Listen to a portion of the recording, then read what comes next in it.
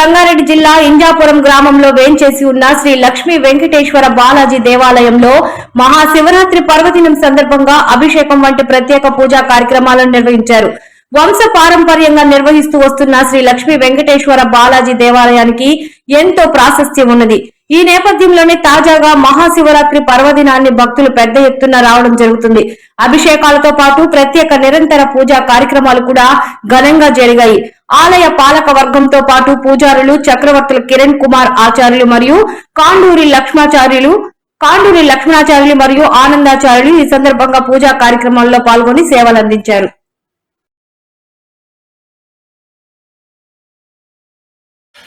ఇప్పుడు మనం తెలంగాణ రాష్ట్రంలోని రంగారెడ్డి జిల్లా తుర్కయంజాల్ మున్సిపల్ పరిధిలోని ఇంజాపూర్లో శ్రీ లక్ష్మీ వెంకటేశ్వర స్వామి బాలాజీ టెంపుల్లో ఉన్నాము. ఈ శివరాత్రి మా పర్వదిన సందర్భంగా ఇక్కడ ఏర్పాట్ల గురించి ఇక్కడ మనం పూజారి గారు ఉన్నారు. పూజారి గారు చెప్పండి, ఇక్కడ ఎట్లా శివరాత్రి ఏర్పాట్లు? ఇది చాలా విశిష్టమైనటువంటి పురాతనమైనటువంటి దేవాలయం, 16వ శతాబ్దం నాటిది.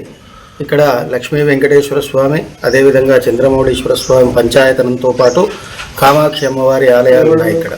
మరి ఇక్కడ ప్రతిసారి కూడా స్వామివారికి బ్రహ్మోత్సవాలు కార్తీక పౌర్ణమి నాడు, మరుసటి రోజు శివ కళ్యాణము, తదనంతరం కామాక్షి అమ్మవారి కళ్యాణం, ఇవన్నీ కూడా చేయడం జరుగుతుంది.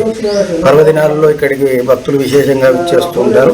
మనకు స్వామివారికి అయితేనేమో వైకుంఠ ఏకాదశి, తొలి ఏకాదశి ఇలాంటి పర్వదినాల్లో విశేషంగా వస్తుంటారు. చంద్రమౌళీశ్వర స్వామి దగ్గరికి వచ్చేసరికి కూడా ఈ మహాశివరాత్రి, మాస శివరాత్రి అని ప్రతి నెలలో కూడా వస్తూ ఉంటుంది. ఈ 12 నెలల్లో కూడా 11 మాస శివరాత్రులు, అదేవిధంగా మార్గశిర బహుళ చతుర్దశి రోజున వచ్చేటటువంటిది మహాశివరాత్రి. ఈ మహాశివరాత్రి రోజు స్వామివారికి ఆరాధన చేసుకోవడం కానీ, అభిషేకం చేసుకోవడం కానీ చేయటం వల్ల సంవత్సరం శివారాధన చేసినటువంటి ఫలితం అనేటటువంటిది మీకు లభిస్తుంది. కాబట్టి ఈ శివరాత్రి రోజు ఇక్కడ స్వామివారికి ఉదయాన్నే మహాన్యాసపూర్వక ఏకాదశి రుద్రాభిషేకం, అదేవిధంగా స్వామివారు వచ్చేటటువంటి భక్తులందరికీ కూడా వాళ్ళ యథాశక్తిగా అభిషేకాలు నిర్వహించడం జరుగుతుంది. స్వామివారికి ధూపదీప నైవేద్యాలు ఇదే విధంగా జరుగుతుంది. సాయంకాలం మాత్రం గ్రామస్తులందరూ కూడా రావటం వల్ల అభిషేకానికి అనుమతి లేకుండా స్వామివారికి దర్శనము అర్చన వరకు మాత్రమే ఈ ఆలయంలో కల్పించడం జరుగుతుంది.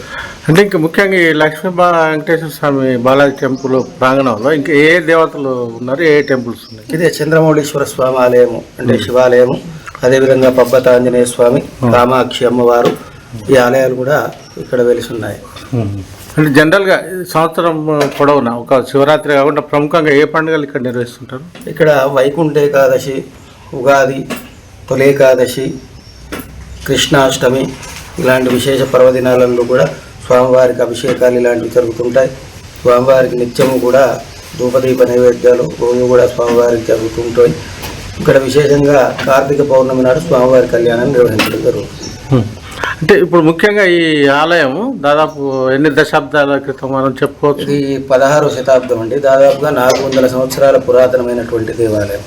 ఈ ఆలయాన్ని వెంకయ్య చౌదరి గారని స్వామివారి కల్లో కనిపించి ఆలయ నిర్మాణం చేయమంటే అప్పుడు ఆయన స్థలంలోనే ఆ స్వామివారి యొక్క విగ్రహాలన్నీ కూడా తీసుకుని వచ్చి శంకుస్థాపన చేసి వాళ్ళ వంశస్థులే ఈ యొక్క ఆలయ నిర్మాణాన్ని గావించి ఇప్పటి వరకు కూడా వాళ్ళ వంశస్థులే దీని బాగోగులన్నీ కూడా నిర్వహించడం జరుగుతుంది. అంటే ఈ ప్రాంతంలో అత్యంత పురాతనమైన టెంపుల్ అని వచ్చాయి ఇక్కడ?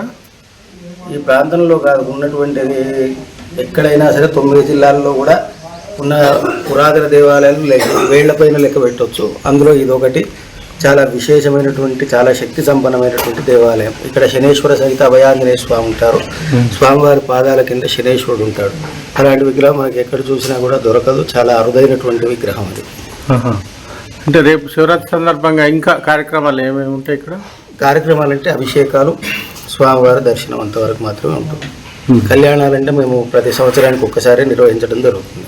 అంటే ఏమన్నా సాంస్కృతిక కార్యక్రమాలు అట్లా ఏమన్నా ఆలోచన భక్తులు వాళ్ళు ఏమన్నా అనుకుంటే జరుపుతారు. పోయిన సంవత్సరం నిర్వహించడం జరిగింది. మరి ఈ సంవత్సరం అప్రోచ్ అయ్యారు. ఇక అది సాయంత్రం కాలం వరకు మనకు తెలుస్తుంది. ఓకే. అంటే ముఖ్యంగా మీరు ఈ టెంపుల్ ఎప్పటి నుంచి చూస్తున్నారు? నేను ఇది 2001 నుంచి అండి, 20 సంవత్సరాల నుంచి ఆలయంలో అర్చకుడిగా చేస్తున్నానండి. అంటే ముఖ్యంగా ఈ మనం గత 16వ శతాబ్దంతో చూసినప్పుడు ఎట్లా అనిపించింది మీకు?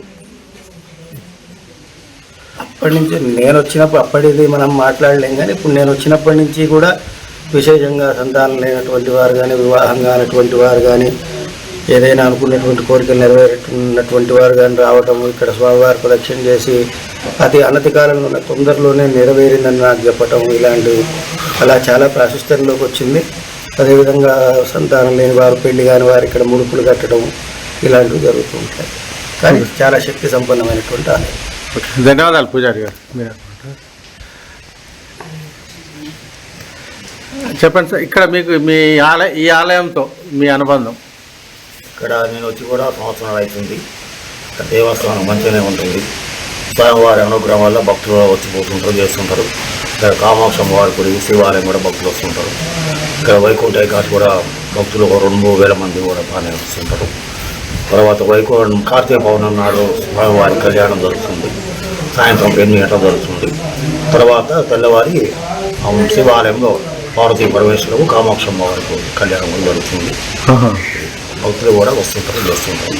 అంటే మీరు చూసినంతలో ఇక్కడ ప్రముఖంగా ఎక్కువగా ఏ కార్యక్రమాలు జరుగుతుంటాయి? ఇక్కడ పూజా కార్యక్రమాలు జరిగేదంటే వైకుంఠ ఏకాదశి, దసరా, తర్వాత తొలి ఏకాదశి, కార్తీక పౌర్ణానికి కొద్దిగా బాగానే చేస్తున్నట్టు కార్యక్రమాలు. ముఖ్యంగా వెంకటేశ్వర స్వామి బ్రహ్మోత్సవాల గురించి అని చెప్తారా? ఇక్కడ ఎట్లా బ్రహ్మోత్సవాలు ఏం జరగవు, కానీ ఆ రోజు కార్తీక పౌర్ణమి మాత్రం కళ్యాణం అవుతుంది స్వామివారికి. కార్తీక పౌర్ణమి, కార్తీక పౌర్ణానికి స్వామివారి కళ్యాణం రాత్రి 8 కళ్యాణం అవుతుంది. ఇక్కడ తెల్లవారి పార్వతీ పరమేశ్వరుడు, కామాక్షి కళ్యాణం జరుగుతుంది. ఈ శివరాత్రి సందర్భంగా ముఖ్యంగా ఎంతో పురాతనమైన ఈ టెంపుల్ దిగ్విజయంగా నడుస్తున్న నేపథ్యంలో మీరు భక్తులకు ఏం చెప్పదలుచుకుంటారు? భక్తులు వస్తుంటారు, చేస్తుంటారు. 6-6:30కు మార్నింగ్ వస్తారు, చేస్తారు. భక్తులతో వచ్చేసి పూజ చేసుకొని అర్చన చేసుకుంటారు. భక్తులు కూడా బాగానే ఒక 1000-2000 మంది వచ్చే అవకాశం కూడా ఉంటుంది. శివరాత్రి రోజు కూడా బాగానే భక్తులు వచ్చేసారు. ఎక్కువ ఏ ప్రాంతం నుంచి చేస్తుంటారు ఇక్కడికి? ఎక్కువ శాతం బిఎన్ రెడ్డి నగర్, ఎల్బీ నగర్, తర్వాత దిల్సుఖ్ నగర్, తుర్కాంజాలు, ఇబ్రహీంపట్నం, అక్కడ మన ఉప్పల్, బోడుప్పల్, కుకట్పల్లి, అయ్యా ఈ ప్రాంగణంలో మొత్తం సిటీ 50-40 కిలోమీటర్ల దూరంలో ముఖ్యంగా భక్తులు ఇక్కడ వస్తుంటారు. ఆ స్వామివారి అనుగ్రహం వల్ల అనుకున్న పనులు కూడా అయితే కూడా వాళ్ళు మూడులు కూడా తెలియస్తారు. ఇక్కడ అనుకున్న పనులు కావాలంటే కూడా ఆ రావి చెట్టుకు సుబ్రహ్మణ్య స్వామి దగ్గర కొబ్బరికాయ మురుగు పెట్టేసి రావి చెట్టుకు పెట్టేస్తారు. వాళ్ళకు అనుకున్న పనులు కూడా అయితే వస్తుంటారు. కళ్యాణం కాని వాళ్ళకు, సంతానం లేని వాళ్ళకు ఆ స్వామివారి అనుగ్రహం వల్ల ఉద్యోగం లేని వాళ్ళు కూడా వాళ్ళకు. ధన్యవాదాలు. Okay, thank you.